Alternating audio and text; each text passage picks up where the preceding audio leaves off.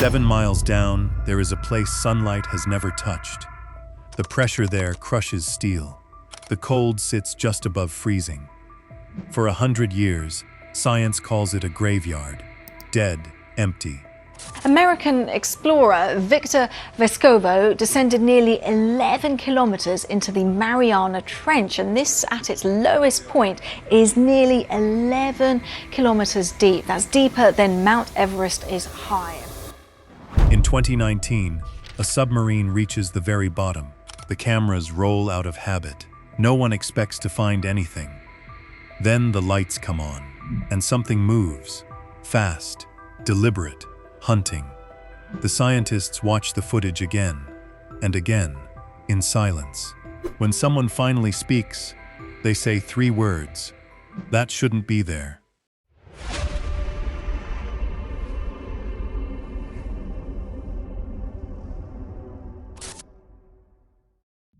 The place science gave up on.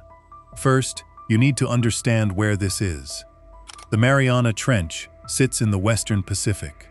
At its lowest point, Challenger Deep, the floor drops nearly 36,000 feet. Drop Mount Everest into it. The peak would still sit a mile underwater.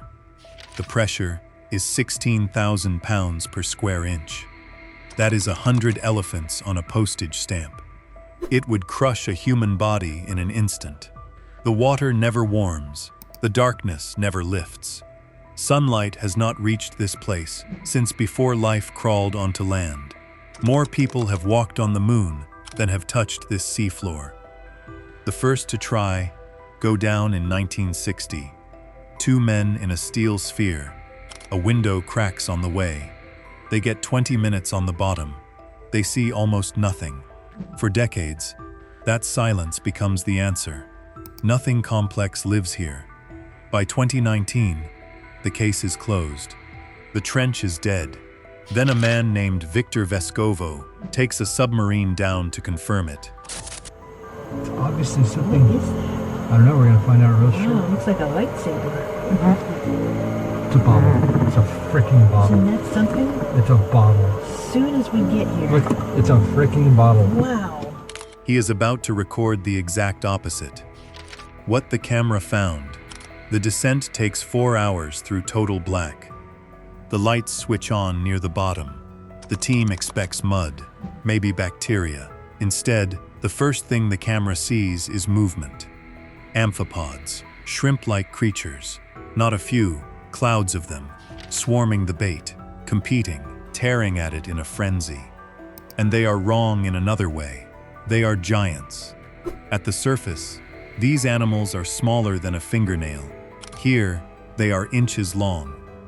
Then come sea cucumbers over a foot long, crawling with purpose. Soft bodies that should collapse under the weight of the ocean. And then the room goes quiet. A snailfish drifts into frame. Translucent. You can see its spine through its skin. A complete living animal. With organs, with muscle. It is not drifting. It is not barely surviving. It is hunting. At 26,000 feet, in total darkness, in conditions that should destroy it. And the science of how is stranger than the fish. Their bodies are mostly water, and water cannot be squeezed, so the pressure builds inside them at the same rate as outside. There is nothing left to crush. One chemical makes it work. It stops the pressure from twisting their proteins apart. The snailfish carries more of it than any animal on record, and this is not a single lucky frame. A world in the dark. Across multiple dives, the cameras record the same thing, hours of it. This is not one strange patch of seafloor. This is the bottom of the world, and it is crowded. The footage shows a full system. Predators hunt, scavengers feed, filter feeders strain the water. Every role of a living ecosystem, operating in the dark. Some of these animals are older than the dinosaurs. Their family lines stretch back 500 million years. Some have no name at all. Science has filmed them, but never caught them. They are real. They are visible. And they are not in any textbook. It seemed a bit like being on the moon, but a wet version of it. There were small craters here and there. There were slight undulations. There weren't rocks until you got to the southern or northern portions of the Mariana Trench. But it did have some variety, but it was quiet, it was peaceful. Some of the snailfish swim toward the camera, toward a light their world has never had. And they investigate it, curious, unafraid. Then scientists pull specimens up and run the tests. They expect creatures barely clinging on, stressed, starving. Instead, the tissue reads as completely normal. The most extreme place on Earth registers in their bodies as ordinary. 16,000 pounds of pressure is not their limit. It is their home. The theories, the energy problem. But a functioning ecosystem needs fuel. And here is the problem.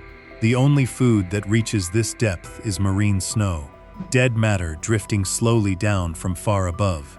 Scientists do the math. There is nowhere near enough of it. The numbers do not balance. Something else is feeding the dark, and no one is sure what. The first theory, chemosynthesis, bacteria pulling energy from the planet's own chemistry, not the sun. If true, this world runs on Earth itself. The second, hidden hot vents, leaking heat into parts of the trench no instrument has reached. The third is the strangest, that this system wastes almost nothing, that the deep is not the barren one. The sunlit surface is. And then there is the detail no one can ignore. On the seafloor, in the most remote place on Earth, the camera finds a plastic bag. In the animal's tissue, industrial chemicals. We poisoned this world before we even proved it was alive. What stayed in the dark? And here is the part that lingers. Everything we filmed only shows what came toward the light. Whatever stayed in the dark stayed invisible. Even on camera, there are shapes at the edge of the frame. Sediment disturbed just out of view. Movement that vanishes before the lens can focus. Sonar has logged large contacts at these depths. Things bigger than anything filmed. Officially, they are written off as equipment error. But that explanation was written before 2019. Before the footage proved the trench was full of life. We pointed one camera at a few square yards of a world the size of a country, and it was enough to rewrite a century of science. So here is the question. If that is what came toward the light, what is still out there in the dark? Tell us your theory in the comments. The trench is deep, and the life goes all the way down.